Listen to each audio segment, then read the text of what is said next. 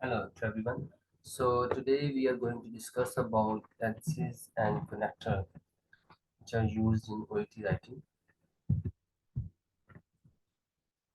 आज का हमारा जो गोल है वो ये है जी कि हमने सीखना है कि राइटिंग के अंदर जो टेंसेस यूज करते हैं, क्योंकि इस प्रेजेंटेशन को स्टार्ट करने से पहले मैं आप लोगों को बता दूं कि मोस्ट ऑफ द नर्सेज जो हैं वो राइटिंग में बेसिक्स हैं वो कमज़ोर होती हैं। वो आप इसको इस तरह से स्ट्रांग नहीं होते, उनकी जो ग्रामेटिकल ग्रिप है वो इतनी स्ट्रांग नहीं होती। वो वर्ड सिलेक्शन के लिए, वो सेंटेंस स्ट्रक्चर्स को बनाने के लिए ये कॉन्फिडेंट नहीं होते। क्वेश्चन बहुत ज़्यादा होते भी हैं, मैं सबको कंपेयर नहीं करता, लेकिन ये कि ओवरऑल जो हमारी परसेंटेज है वो हमें एक्सेप्ट करना पड़ेगा कि हम जो नर्सिस हैं वो मॉडरेट लर्नर होते हैं इंग्लिश के अंदर। मैं भी सेम वैसा ही नर्स हूँ, और लेकिन मैंने अपनी नर्सिंग की इस लैकिंग के बावजूद अपनी मेहनत को, अपनी स्ट्रगल को कम नहीं किया, और जो मैक्सिमम चीज़ें मैं सीख सकता था उनको सीख के मैंने अपनी ओईटी राइटिंग के अंदर अपने गोल को अचीव किया है। तो आज मैं उन चीज़ों को मद्देनजर रखते हुए कुछ चीज़ें आपके साथ डिस्कस करूंगा कि अगर आप राइटिंग के अंदर बी ग्रेड लेना चाहते हैं, ट्राई टू बी सिंपल। ठीक है, सबसे ज़्यादा सिंपल लैंग्वेज यूज़ करें आप। और उसके बाद अगली चीज़ ये है कि आप जो चार चीज़ें हैं, ठीक है, इन चार चीज़ों को जब आप सीख लेंगे तो आप राइटिंग के अंदर कम से कम मिस्टेक्स करेंगे। बेसिक सबसे पहले आपको ऑर्गेनाइजेशन और उसका जो स्पेशली जो लेआउट है ना वो आपने सीखना है स्टेप वाइज। उसके ऊपर मैंने वीडियो बनाई हुई है ऑलरेडी, सी यूट्यूब चैनल पे आप देख सकते हैं। तो आपने लेआउट सीखना है कि स्टार्ट में आपने नाम लिखना है, उसका प्रोफेशन लिखना है, उसका एड्रेस लिखना है, जिसको आप लेटर लिख रहे हैं, बाद में सारी वो चीज़ें स्टेप वाइज। ठीक है, एक आपको वो चीज़ आनी चाहिए। सेकेंड, आप पर्पस पे कमांड आ सकते हैं। ठीक है, जितनी अच्छी आपकी पर्पस पे कमांड होगी, जब आपने पर्पस एक्यूरेट लिख दिया ना, पर्पस के ऊपर भी मैंने वीडियो बनाई हुई है, तो आप पर्पस सीख लेते हैं कि पर्पस को तीन हिस्सों में डिवाइड करना है कि आप लेटर लिख क्यों रहे हैं, और जिसके बारे में लेटर लिख रहे हैं उसके बारे में डिटेल इंफॉर्मेशन आपने बतानी है। ठीक है, वो किस बीमारी के साथ उसका इलाज हुआ है, उसका जो भी प्रोसीजर हुआ है, जो भी मेडिकल डायग्नोज है, उसको आपने हाईलाइट करना है, और उनकी जो करंट कंडीशन है साथ लिख सकते हैं थोड़ी सी, अब वो कैसा महसूस कर रहा है।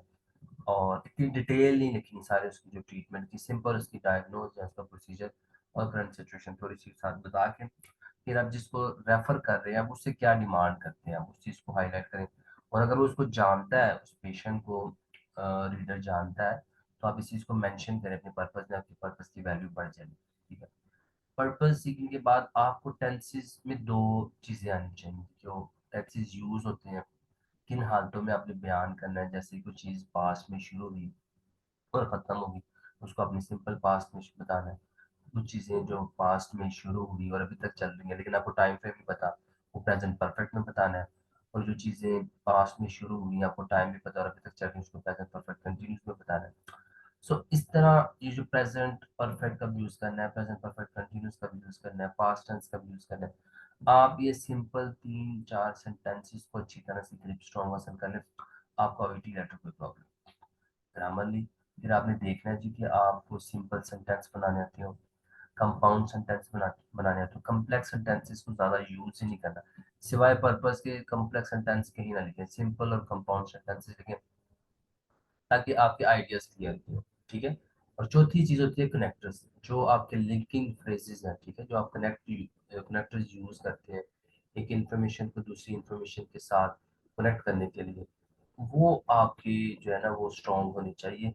जब आप उन कनेक्टर्स को सीख जाते हैं, जो बेसिक 5 से 6 हो, ज़्यादा से ज़्यादा, वो जितने ज़्यादा आप वो यूज़ करेंगे उतनी ज़्यादा वो आप अपनी ग्रिप को कमज़ोर करते जाएंगे। ठीक है, और एक कनेक्टर्स को बार बार भी यूज़ नहीं करना।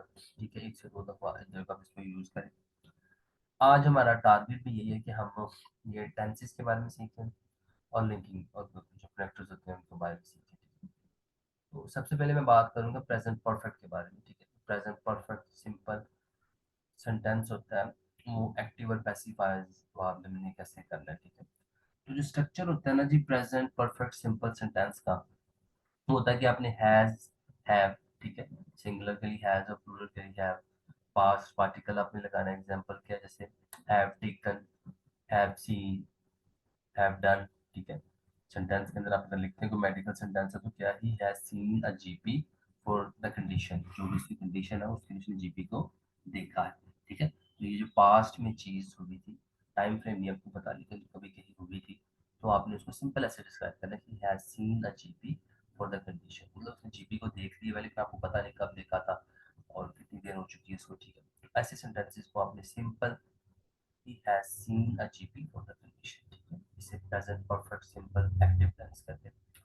अब प्रेजेंट परफेक्ट सिंपल को पैसिव फॉर्म अगर आपको लिखना चाहे तो आपने वही हैज हैव और बीन, इधर बीन का एडिशन हो जाना, उधर बीन का एडिशन, इधर सिंपल हैज हैव और पास्ट पार्टिसिपल है, तो इधर क्या है कि हैज हैव है और बीन हो गया। अगर आप पैसिव फॉर्म में लिखते हैं, देखिए ओईटी के अंदर एक चीज है, मैंने बताया हुआ है पहले इस चीज के बारे में कि जो पैसिव फॉर्म में आप लिखते हैं ना, वो रीडर को बहुत अच्छा लगता है पढ़ना, क्योंकि उससे क्या होता है कि जो काम हो रहा होता है ना, जिस चीज पे काम हो रहा था उसकी वैल्यू और उसकी वर्थ को बताया जाता है। ठीक है, तो वो पढ़ने के लिए वो बड़ा अच्छा होता है, और जो रीडर होता है उसको, उसका ज्यादा स्ट्रेस किस पे जाता है, जो चीज हुई होती है सबसे पहले वही नाम आता है, तो वो उसको पढ़ के ऑब्जेक्ट को बड़ा उसको पता चल जाता है कि ये चीज मेन हुई है, और वो इजीली मैसेज आपका कन्वे भी होता है। ठीक है, तो पास प्रेजेंट परफेक्ट सिंपल को अगर पैसिव फॉर्म में लिखते हैं तो आपने कैसे लिखना है, has been given या has been treated, एग्जांपल्स हैं। तो सेंटेंस में अगर हम देखें तो लिखा हुआ है कि mister John has been treated for melanoma. अब इसमें भी हमें नहीं पता कि वो ट्रीट हुआ था कब हुआ था, लेकिन केस नोट्स में कहीं ना कहीं लिखा है कि उसकी ट्रीटमेंट हुई थी। तो अगर ऐसे सेंटेंसेस हैं तो उसमें आपने mister Johns has been treated for melanoma. अब इधर एक चीज आप गौर से देखिएगा कि जो चीज, जिस चीज का आपको टाइम फ्रेम नहीं पता, उसके लिए आपने has been treated for melanoma लिख देना। अगर कोई ऐसी चीज है जिसका आपको टाइम फ्रेम पता है कि 3 साल पहले हुई थी, 4 साल पहले हुई थी, या थे 2018 में हुई थी, 2019 में हुई थी, उसके लिए फिर आगे वो डिफरेंट है, वो सिंस और फोर वाला वो मैं आपको आगे जाके बताऊंगा। तो जो आज इसमें टाइम फ्रेम नहीं पता, अपने पैसिव वहां पे लिखा था, लिखते हैं mister John has been treated. तो देखिए इसमें ट्रीटमेंट मिस्टर जॉन की हुई है, तो सबसे पहले मिस्टर जॉन ही का हमने हाईलाइट कर दिया कि मिस्टर जॉन की ट्रीटमेंट हुई है, किस चीज के लिए हुई है, मेलानोमा। ठीक है, तो एक ये प्रेजेंट परफेक्ट सिंपल है जिसको आपने समझना है, इसके स्ट्रक्चर को समझें, और फिर आप सेकेंडली ये देखें कि आपने सेंटेंस कैसे लिखना है इसके बारे में। ठीक है, प्रेजेंट परफेक्ट कंटिन्यूस के बाद में आ जाते हैं, तो उसका क्या है, has have been plus ING form of the verb. ठीक है, अब इसमें हैज हैव आ गया और बीन के साथ आईएनजी आपने वर्ब के साथ लगाना है। ठीक है, जैसे has been getting, has been taking, have been trying. तो अब इसमें क्या चीज है कि कोई बंदा पास्ट में काम शुरू कर रहा था और अभी भी चल रहा है। अगर आपने कोई ऐसी चीज जो पास्ट में चल रही थी और अभी भी वो साथ में चल रही है, तो उसको आपने ऐसे डिस्क्राइब करना है, they have been trying to conceive for the past 12 month, मतलब 12 महीने से वो कोशिश कर रहे हैं और अभी भी वो कोशिश चल रही है। हमें टाइम फ्रेम भी पता है कि उन्होंने स्टार्ट कब की थी कोशिश, और अभी भी वो कोशिश चल रही है, तो उसको हम कहेंगे they have been trying to conceive for past 12 months. ठीक है, तो जो पास्ट में कोई चीज शुरू हुई और अभी तक चल रही है उसको आपने ऐसे लिखना है। ये देखें, अभी तक मैंने 3 सेंटेंसेस आपको बता दिए। एक ये बताया कि आपको टाइम फ्रेम नहीं पता, पास्ट में कोई चीज हुई है, वो आपने कैसे लिखनी है, अगर आपको टाइम फ्रेम पता है और अभी भी हो रही है वो चीज, वो आपने से लिखनी है। ठीक है, दो चीजें आपकी क्लियर होगी यहाँ तक। अच्छा जी, when to use present perfect, अब यूज सब करना है वही बात जो मैंने आपको भी बताई कि an action that happened in the past without a specific date. जब कोई डेट नहीं है तो फिर आपने क्या करना है, प्रेजेंट परफेक्ट यूज करना है, he has seen ophthalmologist for the condition. ठीक है, वही चीज जो आपको मैंने बताई है कि पास्ट में चीज हुई है, आपको नहीं पता कब हुई है, तो आप उसको सिंपल ऐसे बनाएंगे कि उसने पास्ट में चीज करवाई थी। ठीक है, प्रेजेंट परफेक्ट कंडीशन इसमें repeated action that started in the past and continues to the present. ठीक है, पास्ट में बार बार कहीं हुआ या एक दफा हुआ या दो दफा हुआ और वो अभी तक चल रहा है। ठीक है, जैसे mister John has been taking pain killers to manage the, अब पेन किलर वो पास्ट में ले रहा है जब से उसको पेन थी और अभी तक वो ले रहा है।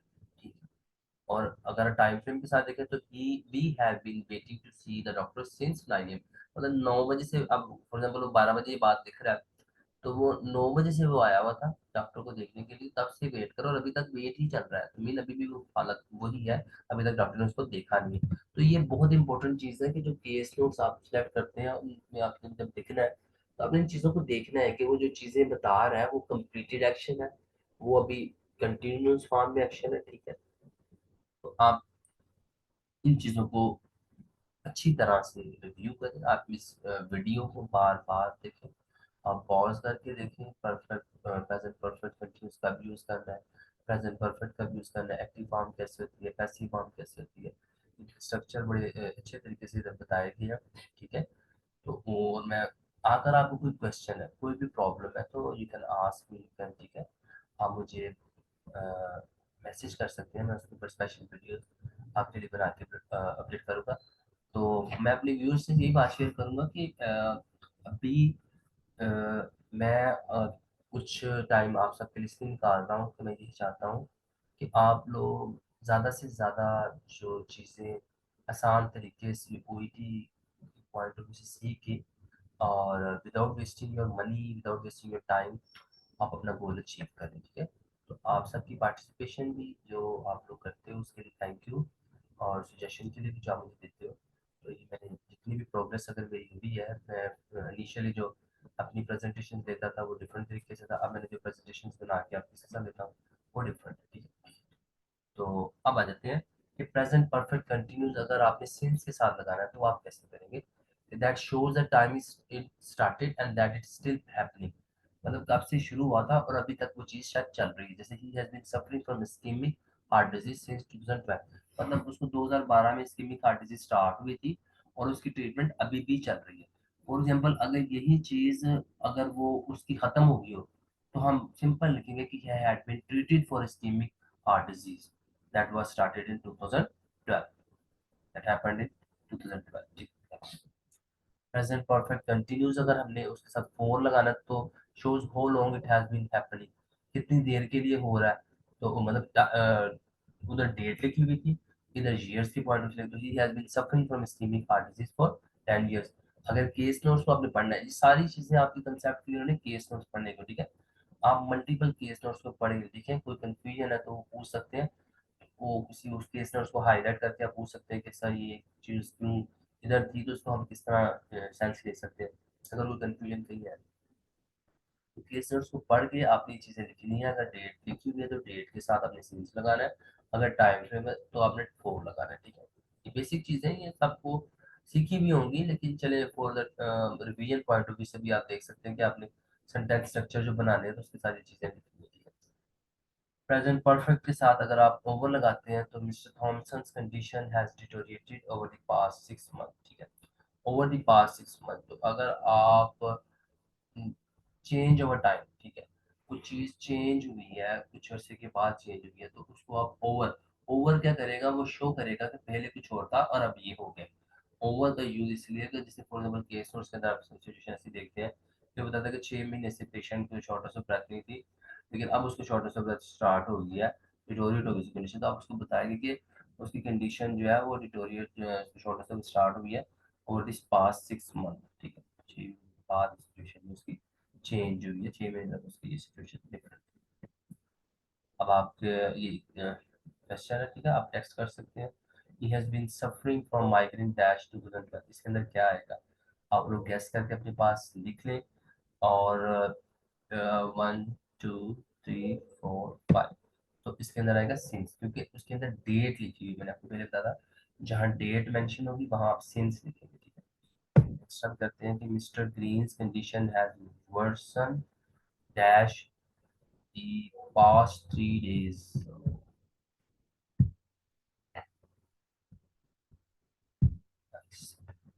So Mr. Green's condition has worsened dash the past 3 days। ठीक है, तो इसके अंदर क्या आएगा, जो मैसेज हमें आ रहे हैं 4D। ठीक है, वेलकम शामिल होकर काफी स्टूडेंट्स हमारे अब आ गए, मैंने देखा नहीं। सो अब यहाँ पे 4 आएगा। ठीक है, कंटिन्यू करें इसको फर्दर। देखिए, अब इधर था the mister Greens condition has worsen dash the past 3 days, तो पास्ट 3 डेज, फिर वही बात है कि पास्ट 3 डेज में वो कंडीशन उसकी खराब हुई, उससे पहले उसकी कंडीशन फर्क थी, तो उधर आप ओवर लिखेंगे तो वो ज्यादा एक्यूरेट वर्ड होगा, वो ज्यादा डिफाइन करेगा रीडर को इस चीज को समझने के लिए कि ये चीज कुछ दिनों के बाद चेंज हुई, उससे पहले इतनी चेंज नहीं थी। अगर तो कुछ जैसे ना महीने का जिक्र है कि 3 महीने, 3 महीने को 3 महीने पहले इसको ये हुआ था, तो फिर आप 3 मंथ्स लिखेंगे। लेकिन अगर कोई कंडीशन चेंज हो रही है केस नोट्स के अंदर लिखा होगा कि उसको वैसे टेम्परेचर है, तो उसका टेम्परेचर 3 दिन से बढ़ रहा है, तो फिर आप पास्ट 3 डेज लिखें, ओवर दी पास्ट 3 डेज, मतलब पिछले 3 दिन में उसका जो है वो टेम्परेचर बढ़ रहा है। He has been smoking 1 pack of cigarettes per day dash the past 10 years। ठीक है, तो अब इसके अंदर क्या आएगा? I want to see a text. There is a text. इसमें he has been smoking 1 pack of cigarettes per day past 10 years।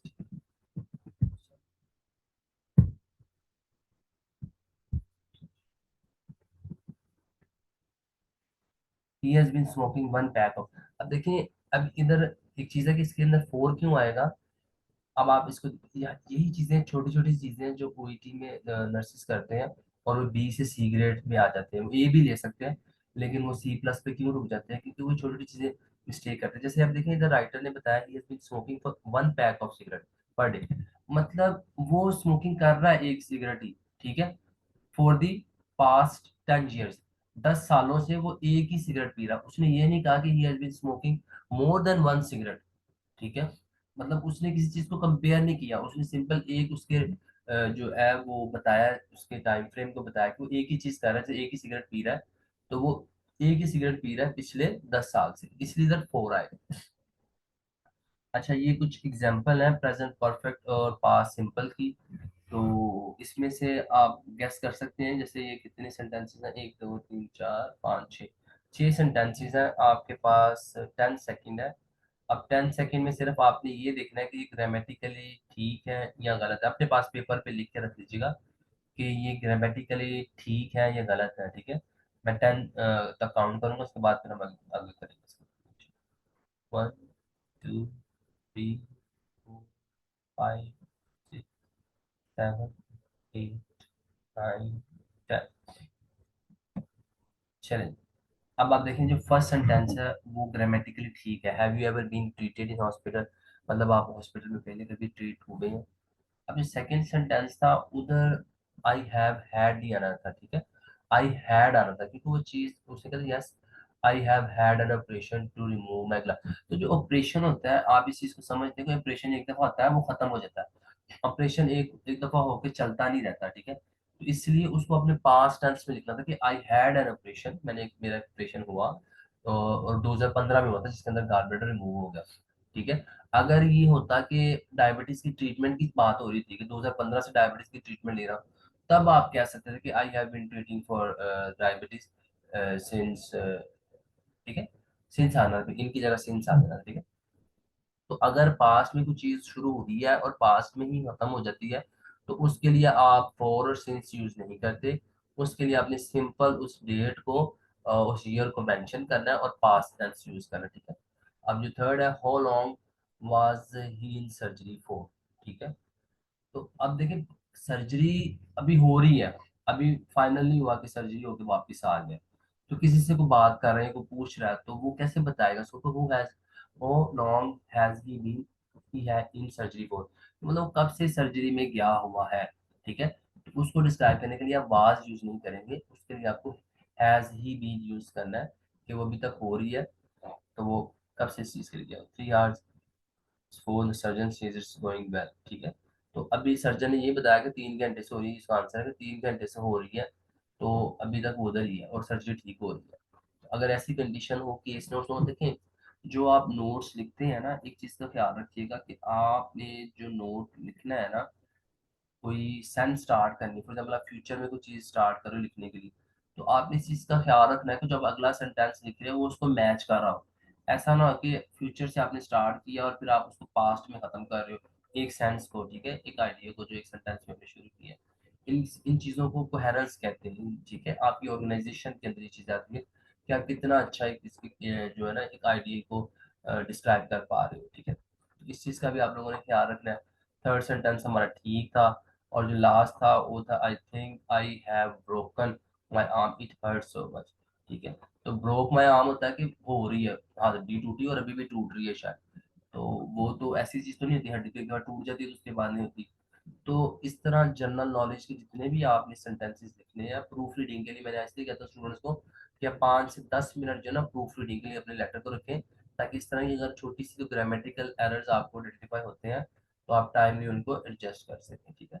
एक और है, if an action clearly happened in the past and it is finished we can not use present perfect, we must use past simple, ठीक है। तो past simple के लिए फिर वही चीज मैं आपको दोबारा बता रहा हूँ कि आपकी चीज को पास्ट में शुरू भी और खत्म होगी तो उसके लिए आपने सिंपल पास्ट यूज करना है। जैसे ही लेफ्ट हॉस्पिटल यस्टरडे, मतलब वो हॉस्पिटल छोड़ के चला गया। अब आप ये नहीं कह सकते कि he has been lefting hospital since yesterday, तो मतलब कल से हॉस्पिटल छोड़ रहा है, तो वो इस तरह तो नहीं होता। जो जो एक दफा हॉस्पिटल छोड़ के चला गया वो चीज खत्म हो जाती है। तो इसके लिए अपनी सिंपल पास सेंटेंस है वो यूज करना है, ठीक है। अब look at this sentences, what is the difference between the meaning, in sentences को देखें। आपके पास 5 सेकेंड है, ठीक है। आप इन सेंटेंसेस के मीनिंग को समझें कि क्या बताना चाह रहे हैं, ठीक है। फिर आगे जाकर इसकी डिस्क्रिप्शन देखें। ये प्रेजेंट परफेक्ट और पास्ट सिंपल के कंपैरिजन के पॉइंट ऑफ व्यू से आपने देखना है। तो पास्ट सिंपल के लिए देखें, we usually we use past simple when we are sure of something happened, जो पास्ट में हुई है खत्म हो गई। जैसे he was admitted last week, तो एडमिशन हो गया खत्म हो जाता है ना, एडमिशन कंटिन्यूस फॉर्म में नहीं था। ये चीजें आपके सीखने के लिए कि आपने पास्ट सिंपल कहाँ पे यूज करना है और प्रेजेंट परफेक्ट कहाँ पे यूज करना है। उर्दू में आप मुझसे सीखने का फायदा ये है कि आप इसको इजीली समझ लें कि आपने पास्ट सिंपल सेंटेंस कहाँ पे यूज करना है, प्रेजेंट परफेक्ट सेंटेंस कहाँ पे यूज करना है। ये जब आप केस नोट्स पढ़ते हैं, जब आपके जहन में आइडियाज बन जाते हैं कि आपने फर्स्ट पैराग्राफ के अंदर क्या लिखना है, सेकंड पैराग्राफ के अंदर क्या लिखना है, और उसमें आपने पास्ट के अंदर कौन सी चीजें लिखनी है, और वो कौन सी चीजें जो पास्ट में शुरू हुई और अभी तक चल रही हैं, और वो कौन सी चीजें जो पास्ट में शुरू होकर खत्म होगी, वो कैसे लिखेंगे। तो ये उन सब के स्ट्रक्चर्स को डिस्क्राइब कर रही है चीजें, ठीक है। अब प्रेजेंट परफेक्ट के इधर स्ट्रक्चर को और पास्ट सिंपल के स्ट्रक्चर को डिस्क्राइब कर रही है। जैसे अब लिखा he has had 3 physiotherapy session so far, मतलब ही हैज हैड मतलब 3 सेशन से खत्म हो गए हैं और अभी भी चल रहे हैं, इसलिए ही हैज हैड यूज हुआ है, ठीक है। He hasn't responded well to the treatment yet but it should take effect in a few days, मतलब ट्रीटमेंट होगी खत्म होगी लेकिन उसके इफेक्ट्स अभी भी हो सकते हैं, तो इसलिए ही हैजंट आया, ठीक है। ये छोटी छोटी सी चीजें हैं, ये आपने अपने राइटिंग स्टाइल में अपने लेटर्स को लिखें ज्यादा से ज्यादा, और आइडेंटिफाई करें अगर आपको इस तरह की सिंपल सी मिस्टेक है तो उनको खत्म करके बेहतर करें, ठीक है।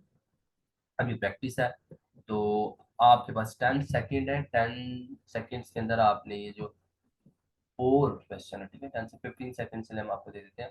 15 सेकेंड्स के अंदर आपने ये जो 4 क्वेश्चन है इनके आंसर अपने पास लिखने के, इसके अंदर बेस्ट आंसर क्या आ सकता है, ठीक है। 1 2 3 4 5 6 7 8 9 10 11 12 13। सो आप देख सकते हैं कि जो पहला सेंटेंस था वहां पे why did you choose to be a nurse, मतलब नर्स एक अमल होता है जो आपने फैसला लिया होता है और एक ही दफा लेते हैं। ऐसा नहीं कि आप नर्स बनने का फैसला ले लिया और अभी तक वो चल रहा है, आप नर्सिंग कर भी चुके हैं, नर्सिंग हो रही है, या तो वो फैसला एक ही दफा होता है, तो इसलिए बाय डिड सिंपल आया, ठीक है। How long have you been a nurse, मतलब आप नर्स बन चुके हो और अभी भी एज अ नर्स ही काम कर रहे हो, तो देखिए उसके लिए आप हैव यू यूज किया, आपने आपने प्रेजेंट परफेक्ट यूज किया। Where did you do your nursing training, मतलब आपने नर्सिंग ट्रेनिंग अपनी की, अब वो खत्म हो गई है, अब वो आपसे पूछ रहा है तो आप वो आपसे पास में सिंपल पूछेगा कि आपने ट्रेनिंग अपनी कहाँ से की। और have you worked in your current job for long, मतलब आप अपनी जॉब में जो करंटली आप जॉब कर रहे हैं उसके अंदर कितनी आपने काम किया, तो उसको टाइम फ्रेम को अपने ऐसे लिखना है।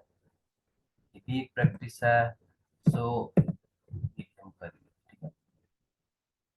आर दी सेंटेंसेस राइट और wrong, correct the wrong sentences, ठीक है। तो अगर इन सेंटेंसेस में कुछ सेंटेंसेस आपके गलत है तो आप आइडेंटिफाई करें, ठीक है। तो उनको आप अपने पास आंसर में लिखने में है। हम सिर्फ फर्स्ट 2 करेंगे, ठीक है। तो हम 10 सेकेंड्स में काउंट करूंगा, इन दो को अपने से देखना है।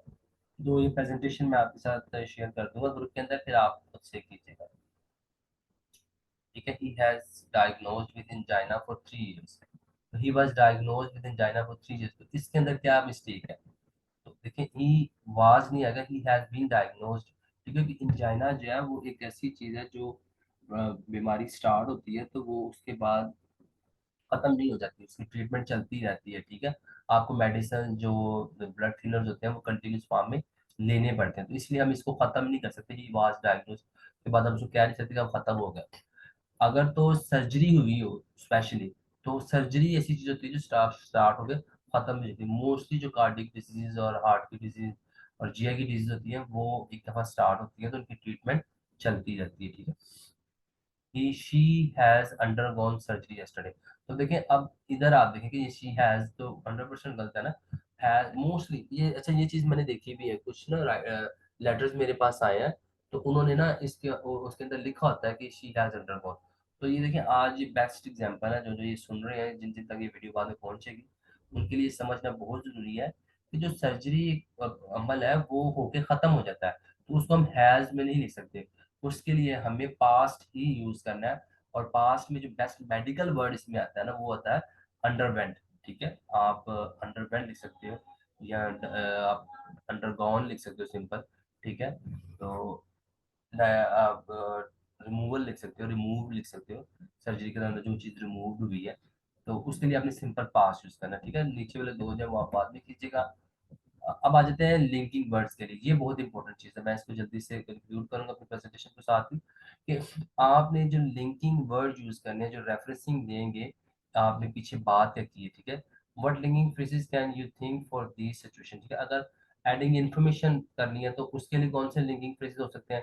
अगर आप कंपेयरिंग एंड कंट्रास्टिंग कर रहे हैं तो उसके लिए कौन सा लिंकिंग वर्ड यूज करना है, क्योंकि मोस्टली जब आप किसी चीज की आइडिया को जोड़ रहे होते हैं तो यहाँ आप उसके अंदर कोई इन्फॉर्मेशन ऐड कर रहे होते हैं, या आप किसी चीज को कंपेयर कर रहे होते हैं, या कंट्रास्ट दे रहे होते हैं कि इस चीज का सब क्या फायदा हो रहा है, नुकसान हो रहा है, तो उसके लिए आपने क्या करना है। अगर आप कोई रिजल्ट या काज एंड इफेक्ट की बात कर रहे हैं तो उसके लिए आप कौन से यूज कर सकते हैं। टाइमिंग और सीक्वेंसेस के लिए अगर आपने कुछ चीज बतानी है तो वो आप कौन से यूज कर सकते हैं, तो वो जी है ये, ठीक है। एडिशन के लिए नॉर्मली इन एडिशन इज सबसे बेस्ट है। कंपेयरिंग और कंट्रास्टिंग के लिए आपने होवर यूज करना है, और कॉज एंड इफेक्ट या एक्सप्रेसिंग रिजल्ट के लिए एज अ रिजल्ट भी कर सकते हैं, ड्यू टू भी कर सकते हैं, ठीक है। करंटली टाइमिंग के लिए करंटली कर सकते हैं, ऑन एडमिशन कर सकते हैं, प्रायर टू द ऑपरेशन कर सकते हैं। इसके बाद एग्जांपल्स देख लेते हैं हमने अपनी टीम बनाई, ठीक है। इन एडिशन जैसे she was administered antibiotics in addition to IV fluids, मतलब उसको एंटीबायोटिक्स लग रही थी लेकिन उसके एडिशन में आईवी फ्लूइड लगे। आप मेरी एक बात याद रखिएगा, बहुत सारे स्टूडेंट्स क्या करते हैं कि वो, जैसे एंटीबायोटिक्स का जिक्र हो रहा है, अब उसके बाद तो फिजियोथेरेपी सेशन की बात होनी, तो वो लिख देंगे she was administered antibiotics in addition she was also given physiotherapy session, ठीक है। अब देखें, एंटीबायोटिक्स और फिजियोथेरेपी सेशन जो एक डिफरेंट चीज है, वो टोटली डिफरेंट डोमेन आ जाती है। तो आप एक डोमेन के अंदर दूसरी डोमेन को इन एडिशन नहीं कर सकते, उसके लिए आप सेपरेट सेंटेंस शुरू करें। इन एडिशन क्या करना है, जैसे एंटीबायोटिक्स है, जैसे टैबलेट्स हैं, जैसे किस तरह की कोई सर्जिकल प्रोसीजर, एक प्रोसीजर के बाद दूसरा प्रोसीजर, उसी टाइप का प्रोसीजर है, जैसे एंजियोग्राफी हुई है साथ एंजियोप्लास्टी होगी, तो उसके बाद में कह सकते हैं in addition angioplasty was also perform. इस चीज को याद रखें कि इन एडिशन आप, ये एक सेंस बहुत लाजमी देनी है कि जो आप एक चीज एक थेरेपी बता रहे हैं उसी के एडिशन में कोई चीज होगी हो तो वो बतानी, ठीक है। अब जैसे देखें, शी हैज however, जैसे she has had several physiotherapy session and has been referred to dietitian, ठीक है। however she has been unable to lose weight. अब देखिए उसने डाइटिशियन के जो इफेक्ट है उसको कंपेयर किया, होएवर कब यूज करना है, जब आपने कोई ट्रीटमेंट दी या आपने कोई चीज बताई और उसके बाद में क्या रिजल्ट आया, उसके बारे में आप उसको कंपेयर करना है कि इतना कुछ करने के बावजूद भी फिर भी ऐसा हुआ, ठीक है। कॉज एंड इफेक्ट या रिजल्टिंग चीज को बताना तो आप सिंपल कह सकते हैं he has made slow progress due to lack of motivation, मतलब किसकी वजह से प्रोग्रेस स्लो हुई, लेकिन हुई किस वजह से, क्योंकि उसकी उसकी मोटिवेशन कम थी, ठीक है। टाइमिंग के हिसाब से बताया, currently he is able to mobilise with wheelie walker, ठीक है। On admission he underwent an angioplasty, ठीक है। तो ऑन एडमिशन ये इस तरह के जो स्टार्टर्स होते हैं सेंटेंस के, आप वो यूज किया करें, वो बहुत इफेक्टिव है, ठीक है। आप कुछ डिस्पाइट, ठीक है, कंट्रास्ट वर्ड है वो भी बहुत अच्छा है, जैसे he denies he is under weight despite the fact that he only weighs 51 KG, ठीक है। अगर तो आप देखें कंट्रास्ट कर रहे हैं सिंपल, ठीक है, और आप इस क्लाउज के साथ लिख रहे हैं तो आप इस तरह लिख सकते हैं, ठीक है।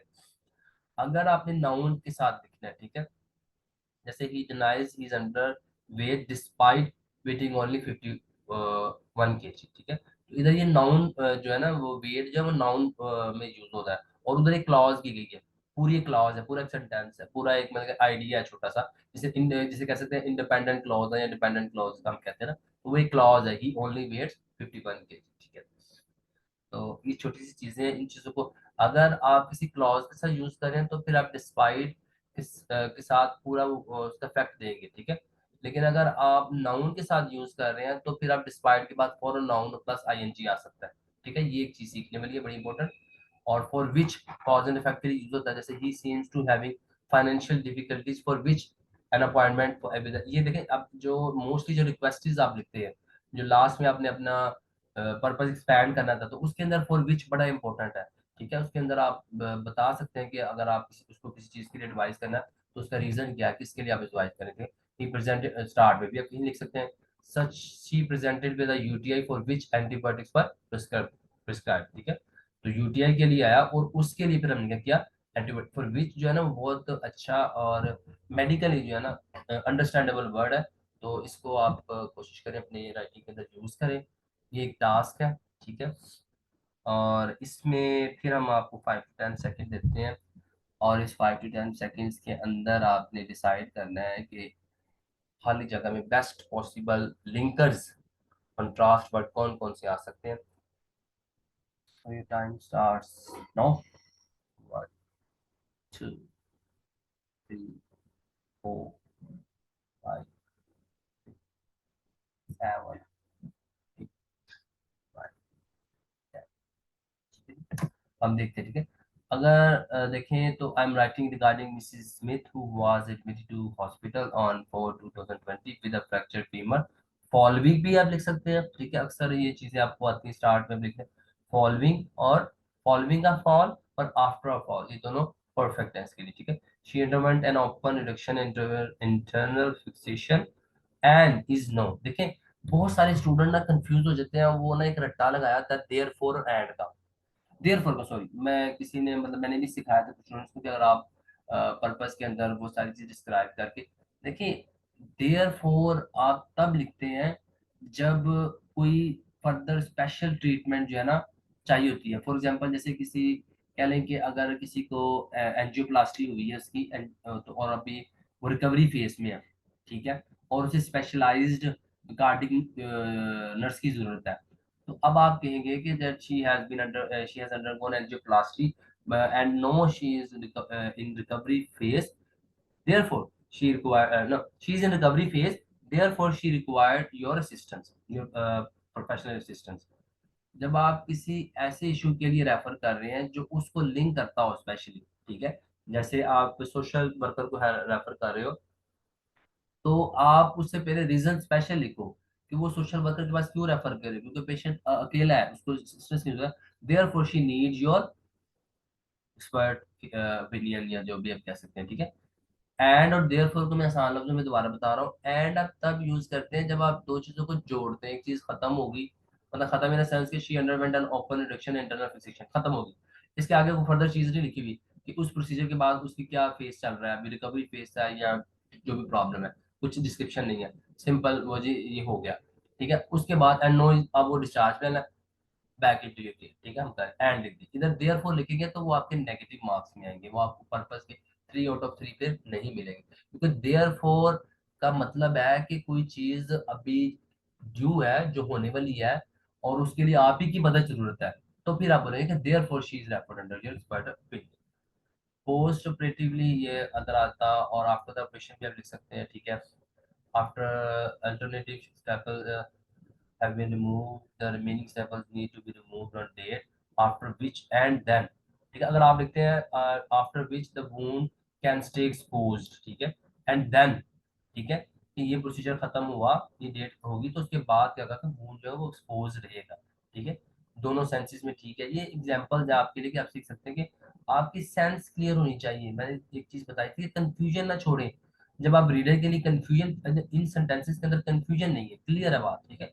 जहाँ पे कंफ्यूजन वाले आपके लिंकर्स आ जाएंगे, कनेक्टर्स आ जाएंगे, तो वो भी से आपके नंबर्स कटेंगे, ठीक है।